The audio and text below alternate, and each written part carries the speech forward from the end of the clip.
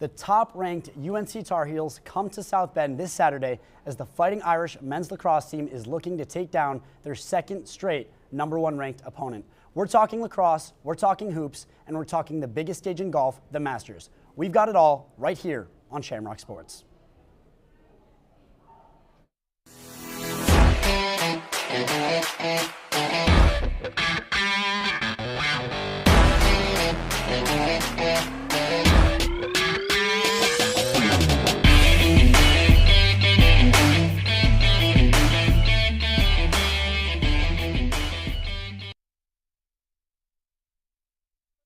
Welcome you back to the second floor of the Duncan Student Center. I'm Zach Wirth, joined alongside Payton Dymek and Jack Muething for what is an unofficial all-freshman show. How are we feeling today? It's gonna be a great show. Ready for some lacrosse tomorrow.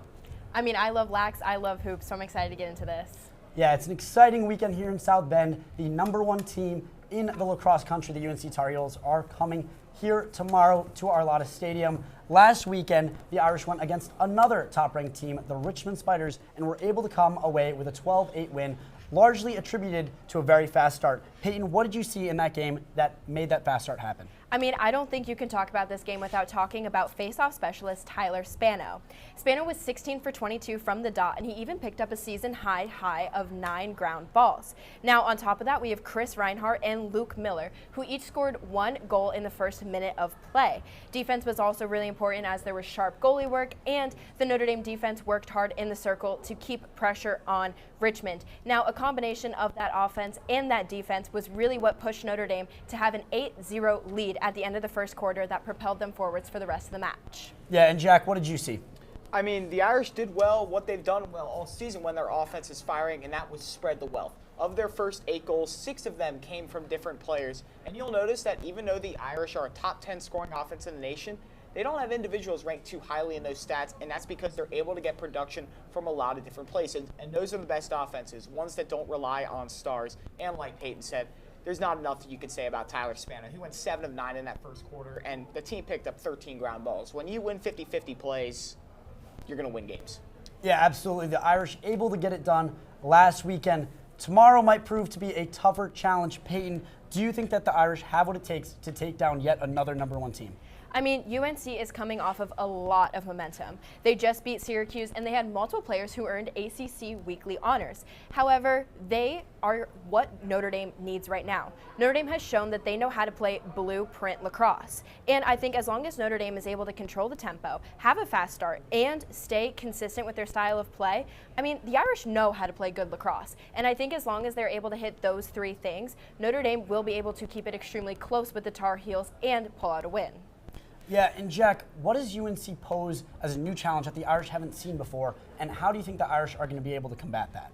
Yeah, the North Carolina's main challenge is for sure their face-off unit, and most notably their Fogo, Brady Cahill. He's winning 71% of his face-offs this year. He's far and away the best Fogo in the country, and we just praised Tyler Spano and this unit a lot, but they're going to be really challenged heavily this upcoming week. Additionally, Tar Heels have a great 2-headed monster offensively.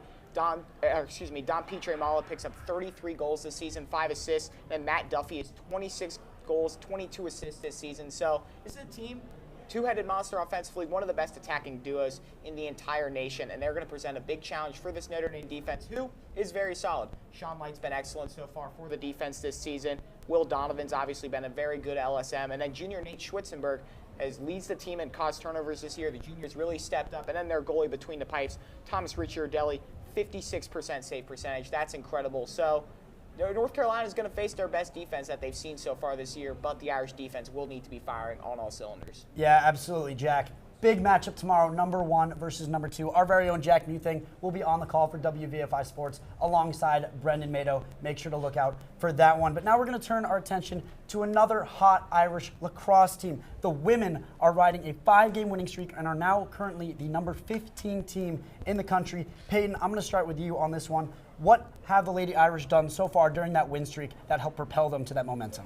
I think the Lady Irish have played complete and disciplined lacrosse, and that comes down to 3 things: efficiency, depth, and defensive control. Now, in terms of their efficiency, we're seeing games where they're scoring over 20 points. Yes, it is against schools like Robert Morris, Cal, Liberty, and things like that, but it's not just 1 or 2 players that are doing it. Yes, Tamarki and Rassis are leading the pack, but Notre Dame is being able to spread out that ball significantly more than they have been in the past seasons, which I think has shown extreme success. Now, they also are holding teams to under 10 goals. They're showing that they can apply pressure, whether that's in the circle or in the dot. And I think moving forwards, that's something that they necessarily hadn't done. And so it's really great to see them using that, and we'll even use that against Syracuse coming this week. And lastly, their spread of the ball is able to apply pressure. And I think that as long as Notre Dame can hold their own and apply that consistent pressure, they have a really good chance against Syracuse. Yeah, absolutely. And Jack, your focus is a little bit more on the defense. Yeah, and like Payton said, the schedule has been a bit weaker in this 5-game win streak, but they haven't allowed double-digit goals at any point on this 5-game win streak, and now they're the 6th best team in the country with regards to defense, only allowing 7.4 goals per game. So, yeah, defense has been exceptional, but again, the offense has been very good as well. Kate Tamarki, Madison Rassis have been absolutely incredible. 48 goals in the past 5 games for those two combined, and they're not the only ones, but they are the main X factors on offense. So, very well-rounded team. Emphasis on the defense has really helped the Irish on this win streak. Yeah, absolutely, Jack. You hinted at it a little bit there. The Irish have won 5 in a row, but none of them against ranked teams. Now the Irish are traveling to Syracuse against the number 3 team in the country. Jack, I'm going to start with you. Do you think that they're adequately prepared for this matchup? I mean, the Irish started off the year incredibly hot against ranked opponents, but they've lost their last 2 games against ranked teams, and I just praised them heavily, but in their last ranked game against Stanford, the defense was the cause of their demise. They allowed 17 goals. That's just not going to get it done on the defensive side, so need to improve there if you want to beat Syracuse. And Syracuse is actually a better defense than Notre Dame. Syracuse is 4th in goals allowed per game. Notre Dame is 6th. So it's going to be a battle of the defenses. Notre Dame's defense is going to need to be on the top of their game because there's just simply not going to be a lot of goals coming. But regardless of what happens, this has been a very successful season so far for Notre Dame. After going 7-8 this past season, it's been an incredibly meaningful step forward and a good return to normalcy for Notre Dame women's lacrosse. Yeah, and Payton, what do you see there? I mean, I do agree with you, Jack. They haven't really done that well against ranked opponents. However, this 5-game stretch has really allowed them to pick up offensive speed. And as long as the offense can stay consistent, and as long as they can actually finish the plays, and that means starting strong and finishing the game even stronger, I think Notre Dame has a really great chance. Yeah, this kind of feels like the kind of game for the Irish where it really determines if they're for real this season or not. You know, they had the early success against the ranked teams, but kind of fell off against the ranked teams as of late. This is a chance for them to show if they're the real deal. Something to watch this weekend. 2 big games in lacrosse for Notre Dame this weekend, but right now we're going to turn our attention to the Diamond. Allie Licygiewicz has a Diamond Sports update right now. Thanks, Zach. Allie Licygiewicz here, taking a short stop to talk all about Irish baseball and softball. Baseball had a strong streak going with a series win over Clemson and a huge victory against Western Michigan. But in the blink of an eye, the luck of the Irish has faded as they have fallen from 15-6 to 15-13. Yes, Notre Dame baseball has lost their last 7 games, getting swept by both the North Carolina Tar Heels and the NC State Wolfpack, and a loss on Wednesday to the Michigan State Spartans 7-4. While the Irish may be losing their golden shine, some players are standing out. Key players to look out for among the Irish are pitcher Jack Muething and catcher Mark Krachani.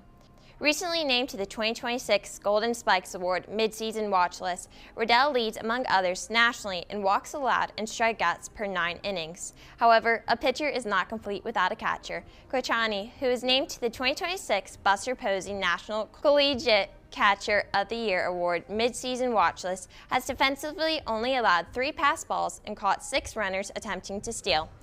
Not only is Krachani putting the work in behind home plate, but at the plate as well.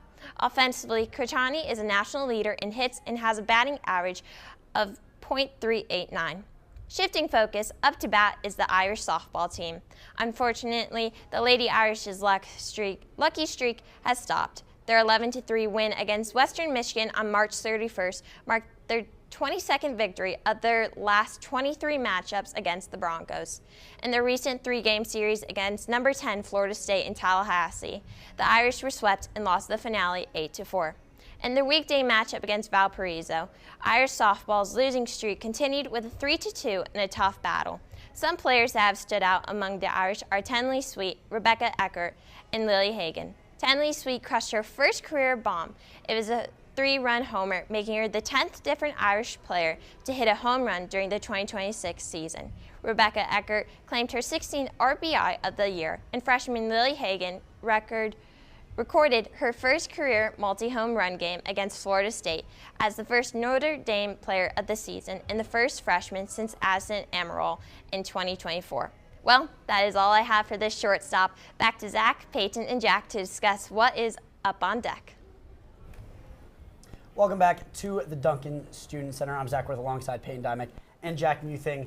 The baseball team started out hot, but has been on a little bit of a skid lately. Another team that has been in the news for not the right reasons is the Notre Dame men's basketball team. The transfer portal has been eating this roster alive. Marcus Burton, Cole Serta, Ryder Frost, Jalen Harrelson, Sir Muhammad, and Garrett Sundra all leaving in the transfer portal. We're going to analyze this using a little bit of a fun little segment. We're going to do overreaction, underreaction. I'm going to give a statement, and you guys are going to say whether that is an overreaction or an underreaction. Number one, you can blame Micah Shrewsbury for this portal, the portal debacle here, but it's not entirely his fault. Jack? That's an underreaction.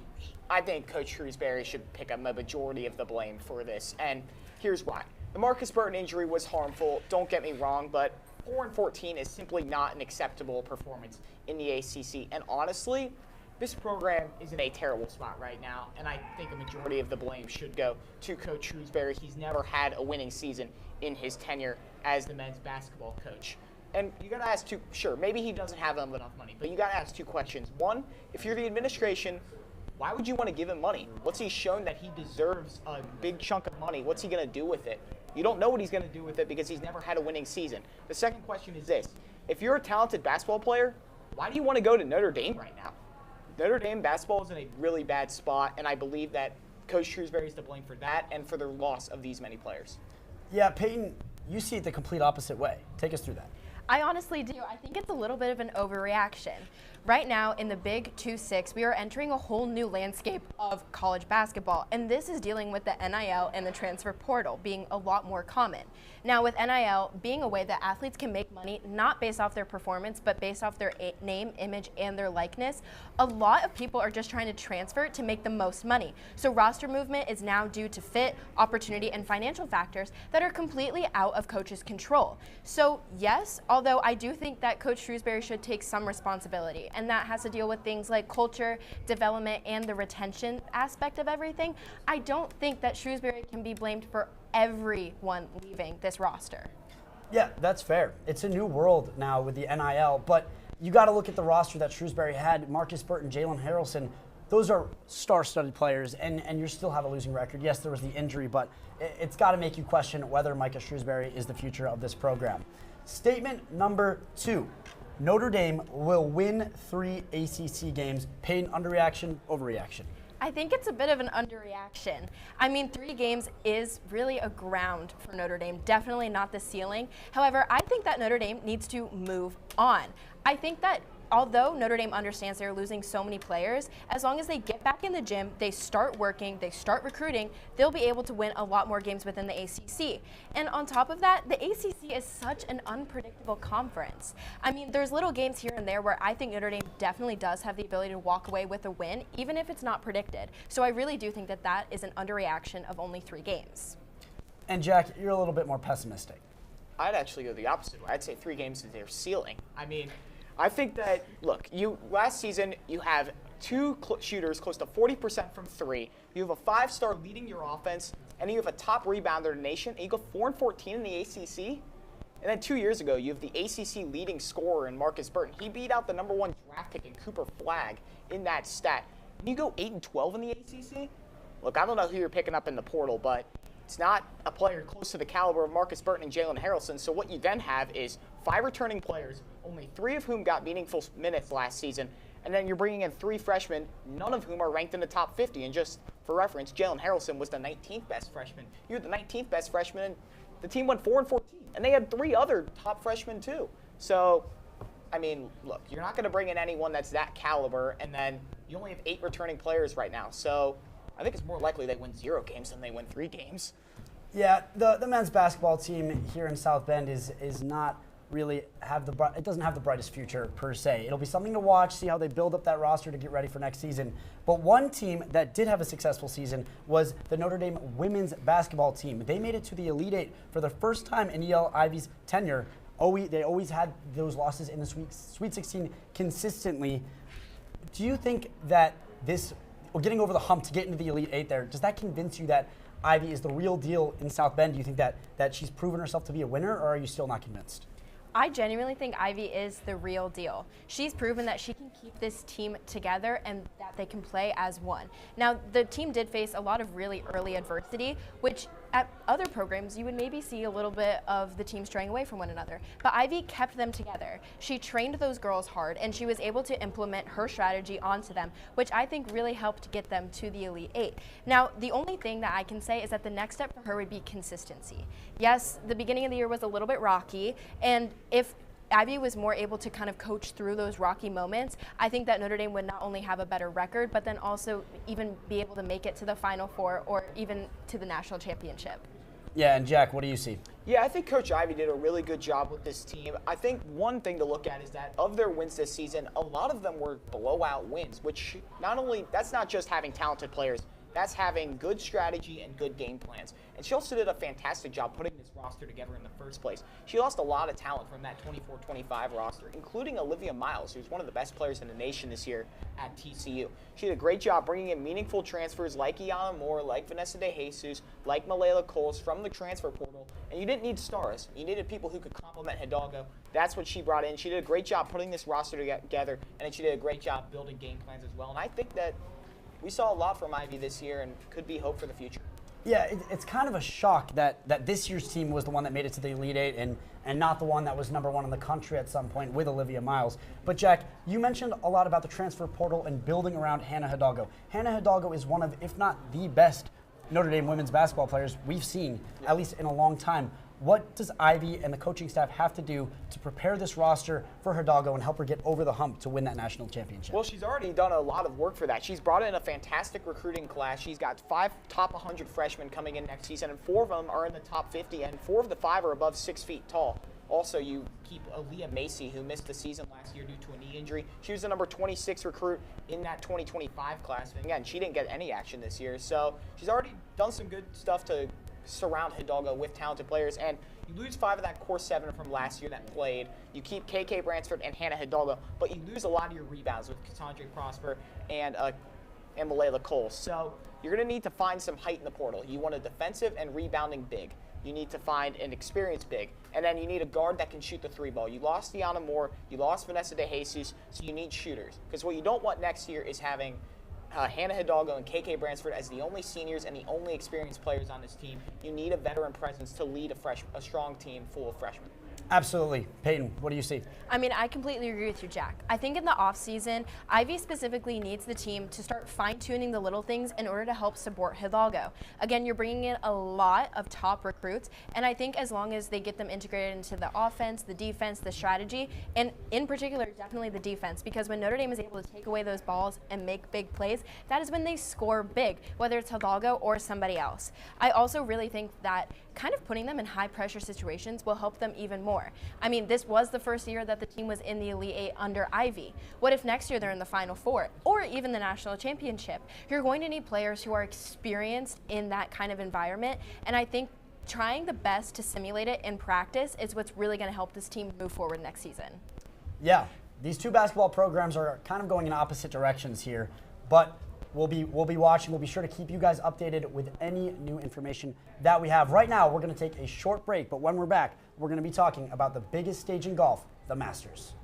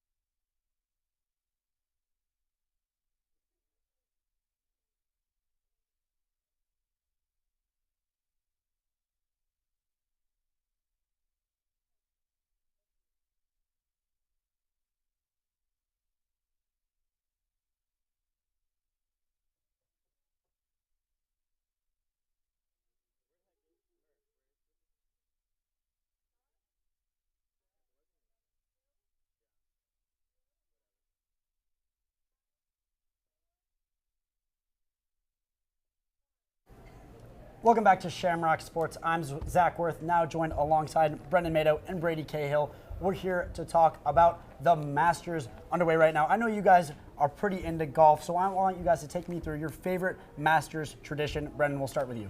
You know, I think it's the par 3 contest. There's a lot of pressure. There's a lot of sort of hype surrounding the Masters tournament and how competitive it is. But par 3 contest, guys go out there, hit a few shots with the family and friends. I think it's always fun to watch on Wednesday afternoon. Yeah, and Brady? I think it's got to be letting the former champions play. Seeing guys like Vijay Singh or the smoothest swing in golf, Fred Couples, go out there. Fred Couples with the yellow ball. I mean, he was 200th the first 9. He had a little mishap on the back 9, but it's just fun to watch these older guys play. I think he's 66 years old. I mean, it's got to be the best thing.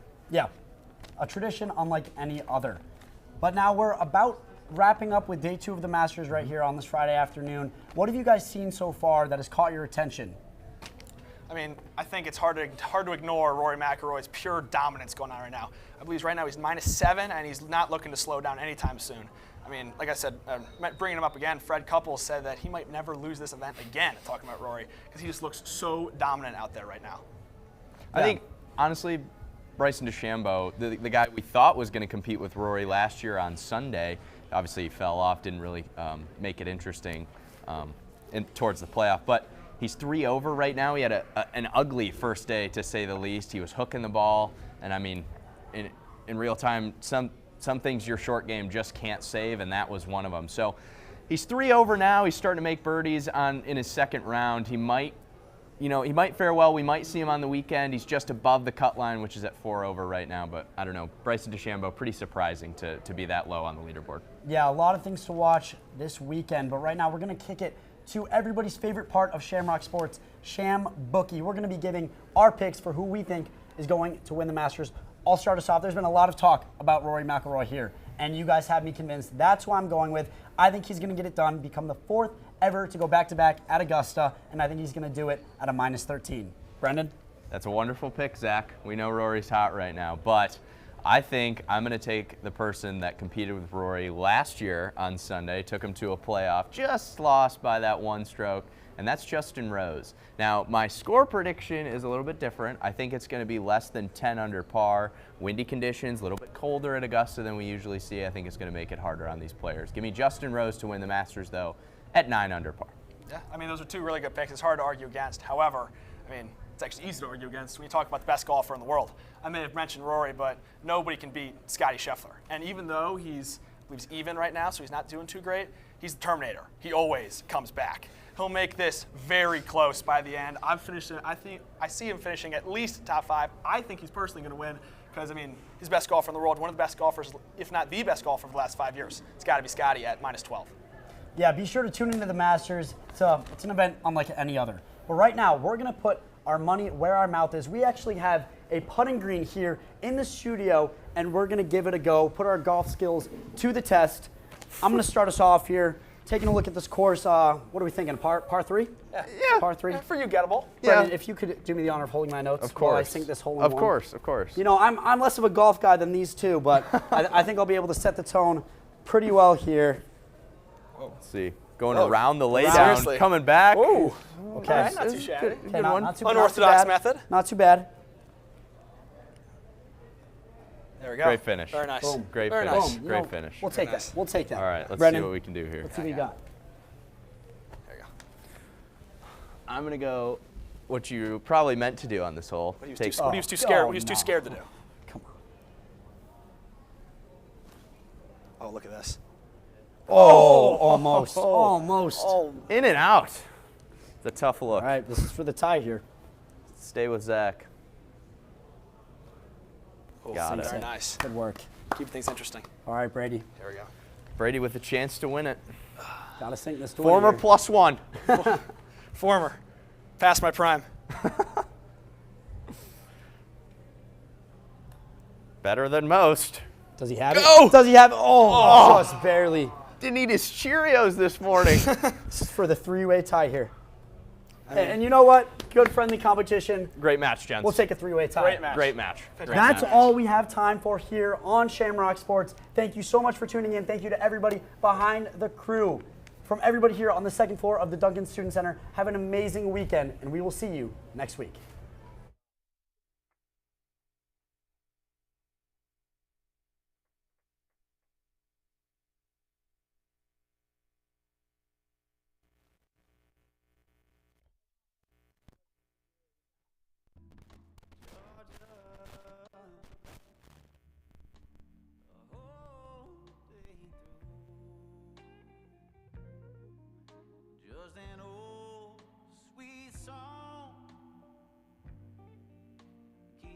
Georgia only.